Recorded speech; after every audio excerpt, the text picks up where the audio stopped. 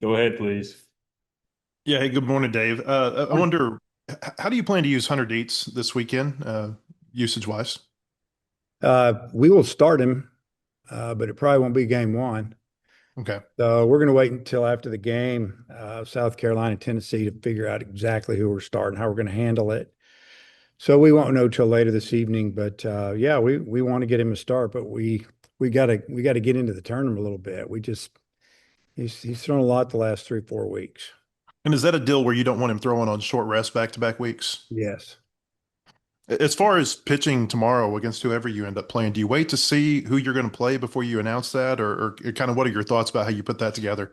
Yeah, that's what I was just saying. We won't announce it till after the game. And yeah, we'll try to, probably do what most teams are going to do, try to piece it together the first day and then maybe get more on track with our rotation if we can win it.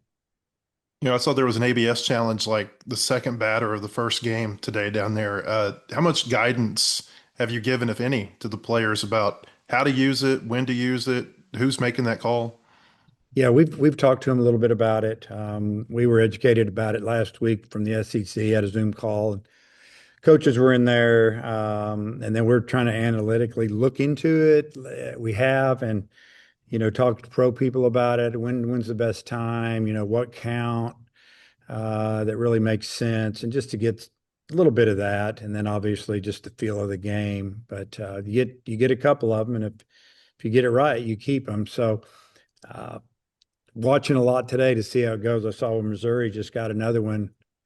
Their catcher called for one, and that was called a ball, and they changed it to a strike. He was right. It's Do interesting. do you think it's good for baseball? I mean, because there's talk about this may get, further implemented, like become something that we could see in the regular season at some point in the future. Oh, I'll tell you, I think it's going to be implemented. Whenever we do this, we kind of experiment a little bit, do what Major League Baseball is doing. It's just a year or two before it's in. I would think it's coming down the road. Do I think it's good? I don't know yet. Don't want the umpires all upset all the time, but whatever. We gotta do what we gotta do. We're gonna do what the big leagues do most of the time. All right. Thank you. Hodge, go ahead. Do you like that they're experimenting with it in the SEC tournament? Like I know the big leagues experimented with it in the minors and spring training. Like, are you cool with it being at the SEC tournament?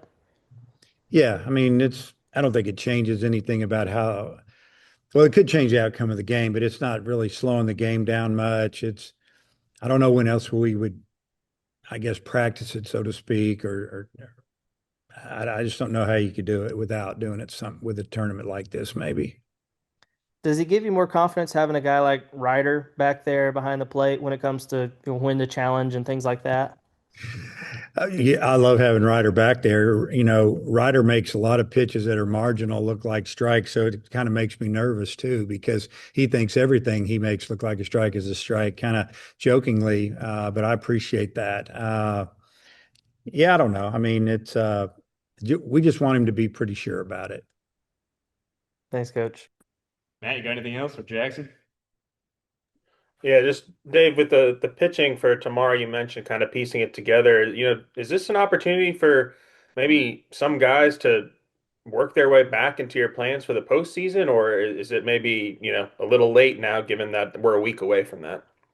I would say, the guys that are going to be involved with most of our leverage situations have been pitching a lot, but you kind of look at what it's gone on with James DeCreamer. I mean, gave him a couple opportunities, man. He did amazing the other day. About a week ago, he did really good. We liked what we saw, and which opened up giving the ball a couple more times this past weekend. So that's a good thing. But I think mostly if we're piecing it together tomorrow, we're going to use guys that we pitched throughout the year to try to get through that first game. If we get through the first game, then we can get a little bit more on track where we can, probably go with Dietz and Gackle and those guys.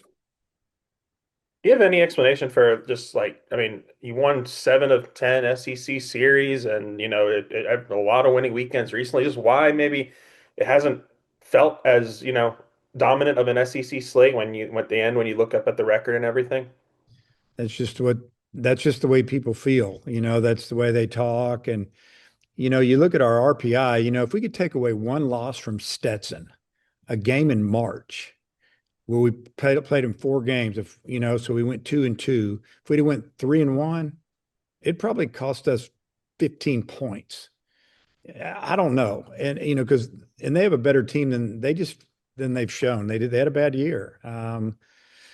Yeah. So that's kind of disappointing, but 7 out of 10, there's been times when we've won championships and ordered rings when we haven't won 7 out of 10. And, but it's fine. Yeah, I wish we could have a home regional for our fans, and at least we know we're going to be in a regional and we get to compete, and hopefully it's close. But I guess if we want a little run here, maybe we could make some noise there. But 7 out of 10 in the SEC, I'll take that every year. You always talk about the importance of winning game one of a weekend. Obviously, this weekend, you guys rallied, and you did the same thing last year against Tennessee going to the SEC tournament. Is there any value in maybe being up backs against the wall and finding a way to claw back for a series win that late in the season?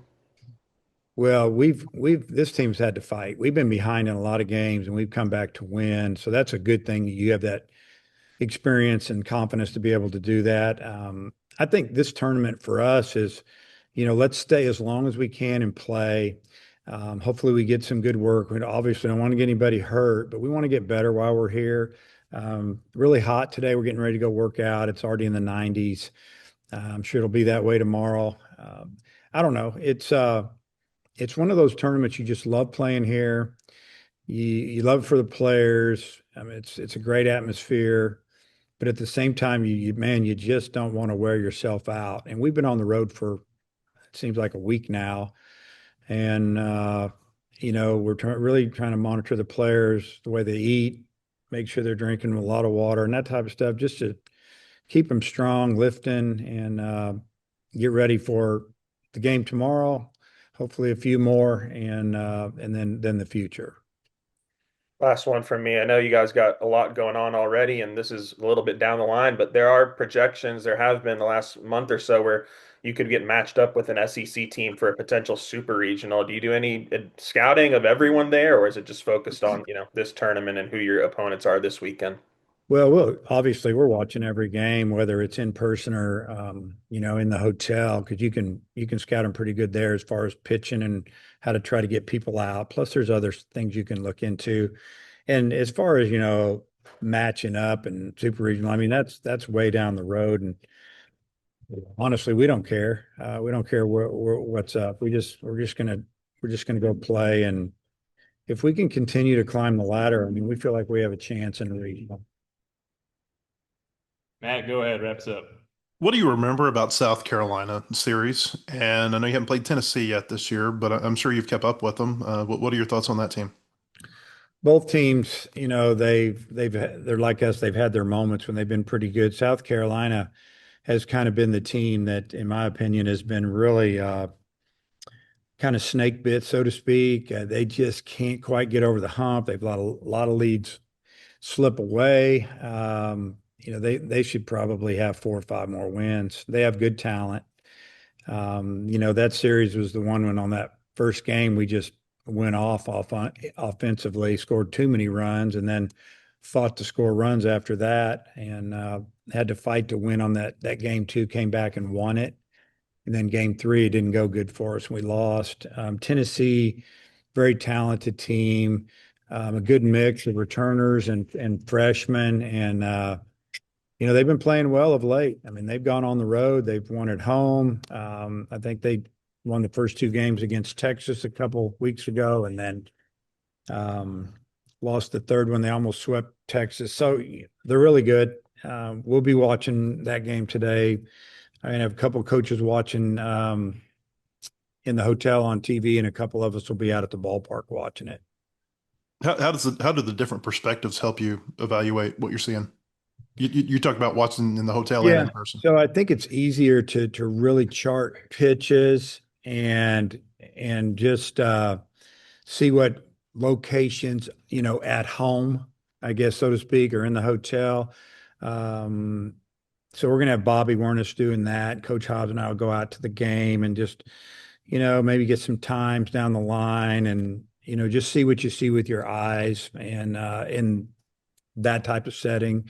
So that's kind of the different looks. If you play Tennessee, you'll be going up against, Josh in his first year there. When you look back at whenever he was coaching for you, did you see characteristics that made you think he was going to be a head coach at such a young age? Yeah, I did. I did.